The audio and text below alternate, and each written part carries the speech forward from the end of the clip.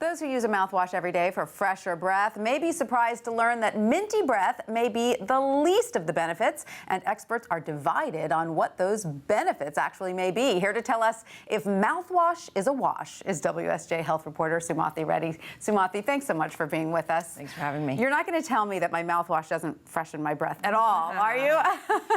Well, I'm not going to tell you that, but dentists say, a lot of the effects of mouthwash are very temporary. So in terms of better breath, a couple hours, but it's probably not going to last more than that. So people are fooling themselves if they think that's giving them a day's worth of fresh. Yeah, exactly. That's not the reason to use it. And so there are two types of mouthwash, correct? Cosmetic and therapeutic. Can you tell us the difference? Let's start with cosmetic. Okay. So cosmetic is basically promising to do exactly what you just said, which is improve your breath. Yeah. It's not affecting sort of the causes of bad breath, so it's not killing bacteria or inactivating bacteria, so it's really just a very temporary fix. Therapeutic, on the other hand, has other benefits which could actually kill and inhibit bacteria, such as reducing and preventing plaque, gingivitis, those things that cause tooth decay and gum disease. Do you need a prescription for therapeutic? No. A lot of the things you'll see, like a lot of the big brands will have both cosmetic and therapeutic, or you can get them over the counter. There are stronger ones that are prescription for specific cases. Right. But even therapeutic, experts are divided on what kinds of benefits they really offer. Is that right?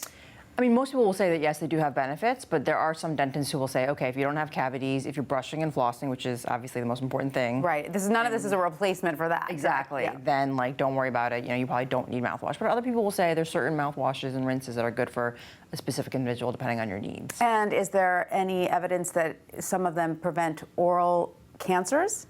So there have been some studies over the years that have shown a link between mouthwashes that have alcohol in them and oral cancers, but it's not conclusive. It's not conclusive. Should we, just as a general rule, avoid the mouthwashes with alcohol? Some dentists will say that alcohol obviously is drying, so it might have a drying effect on your mouth, which can actually attract bacteria and make any bad breath problems even worse. So because of that, maybe you should avoid it. And there are plenty of products without alcohol on the market now, so you can do that. Is there an ingredient we should look for? One dentist said xylitol is a good ingredient. Xylitol, that's a naturally occurring sugar alcohol. Which they also have that in gum too, right? Yeah. The gums it's in toothpaste, it's in gum, it's in mouthwash, and it's a great sort of for the health of your teeth. And what does the ADA say about all this? So the ADA has a scientific council that companies can go to if they want to get the ADA seal on their product, and they have about 128 mouthwashes that have it. They just prove that the product is both safe and effective. Right. So any claims on there like improves breath for 7 hours will have to be actually tested, and they have to show data and prove that that's the case. All right. Very confusing when it comes to mouthwash. There's a lot to consider. All right, Sumathi, thank you so much for that.